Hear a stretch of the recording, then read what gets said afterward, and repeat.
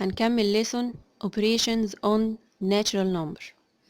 Which result of the following operation belong to n?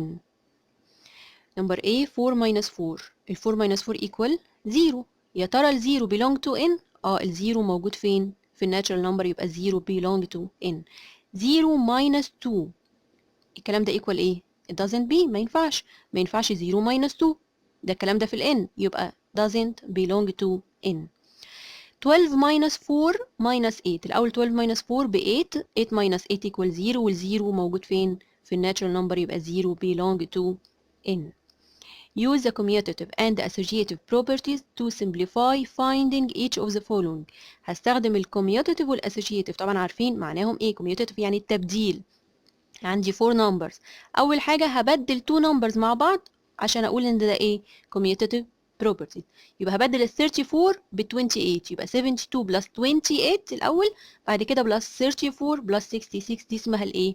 الكوميوتيتيف بروبرتيز. طب أنا عملت كده ليه؟ عشان ال 72 plus 28 أسهل لي إن هما الاتنين مع بعض يدوني 100، وال 34 plus 66 الاتنين مع بعض يدوني ايه؟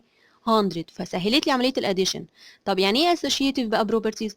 إن آخد كل اتنين مع بعض، أول 2 نمبرز مع بعض 72 بلس 28 between two brackets، الاثنين دول مع بعض، واشوف الريزلت بتاعتهم ايه، واخد اخر 2 نمبرز مع بعض between two brackets واشوفهم equal كام. دي اسمها الاسوشيتيف بروبرتي، ان باخد كل 2 نمبرز على جنب كده between two brackets، يبقى دي الاسوشيتيف بروبرتي.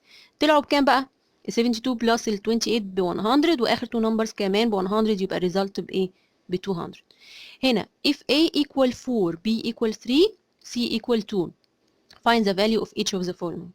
طب ال A plus ال B plus ال C، هعمل addition لل 3 numbers اللي عندي. ال A ب 4، يبقى هشيل ال A واحط 4، يبقى 4 plus ال B اللي هي ب 3، يبقى 4 plus 3 plus C اللي هي ب 2، يبقى 4 plus 3 plus 2 equals A 9.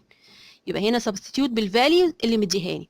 هنا A minus B plus C، هشيل ال A واحط 4 وال B واحط 3 وال C واحط 2، يبقى 4 minus 3 plus 2، طبعا زي ما هما between brackets. 4 minus 3 الأول بكام؟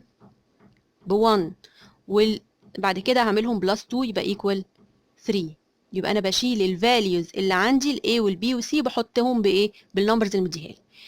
هنا B plus C minus A، نشيل ال B ونحط 3 ونشيل ال C ونحط 2، يبقى B plus C equal إيه؟ 3 plus 2 minus ال A اللي هي 4، يبقى 3 plus 2 minus 4. الأول 3 plus 2 5 minus 4 تديني إيه؟ 1. يبقى كل اللي بعمله substitute بالvalues اللي بيديها لي، وفي الآخر بطلع result بكام.